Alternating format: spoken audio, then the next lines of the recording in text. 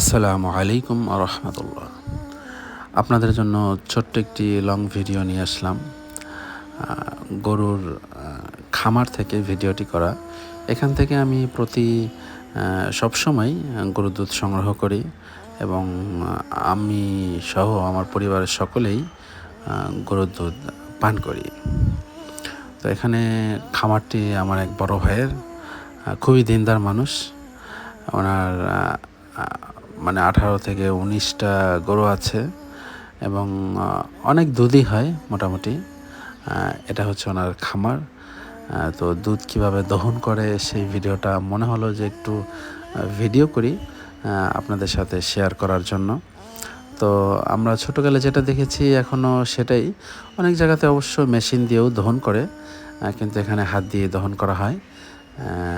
ভালো করে এই ওলান পানি দিয়ে ধুয়ে তারপর সরিষার তেল লাগিয়ে ভালো করে এরপর হাত দিয়ে এভাবে দহন করা হয়।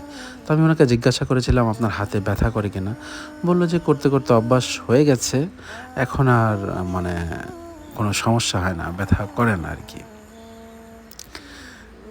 আর যে গরুটার দুধ দহন করা হচ্ছে এই গরুটা একটু মানে মাথা একটু গরম আর কি, ঠিক আছে। সেজন্য একটু দূর থেকে ভিডিওটি করা হয়েছে এবং জুম করা হয়েছে, তা না হলে হয়তো আপনারা আরেকটু স্পষ্ট দেখতে পেতেন। এবং ফ্ল্যাশ লাইট জ্বালানো হয়েছে, যেহেতু সন্ধ্যা সন্ধ্যা ছিল আর ভিতরে একটু অন্ধকার ছিল। দুপুরবেলা হলে ভিডিও আরও সুন্দর আসতো। যাই হোক, তারপর আলহামদুলিল্লাহ যেটা এসেছে আলহামদুলিল্লাহ।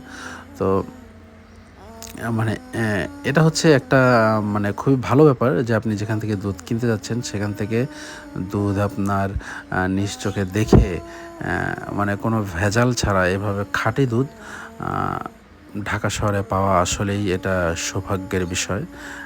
যাই হোক, এটা আল্লাহ তাআলা মানে আমার জন্য ব্যবস্থা করে দিয়েছেন আলহামদুলিল্লাহ। কারণ গ্রামাঞ্চল থেকেও আমি দুধ কিনে দেখেছি, সেখানে আসলে দুধে পানি মেশানো হয়, অনেক রকম ঝামেলা থাকে।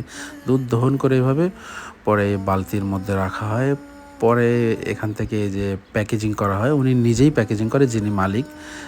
এভাবে ওইটা 1/2 কেজির একটা পট, ওইটা দিয়ে ওই প্যাকেটটার মধ্যে দুধ ঢেলে তারপর এটা সুন্দরভাবে এই যে ইলেকট্রিক মানে পাঞ্চিং মেশিন, এটা পাঞ্চ করা হয়, পরে আবার চেক করা হয় যে ফুটো আছে কিনা।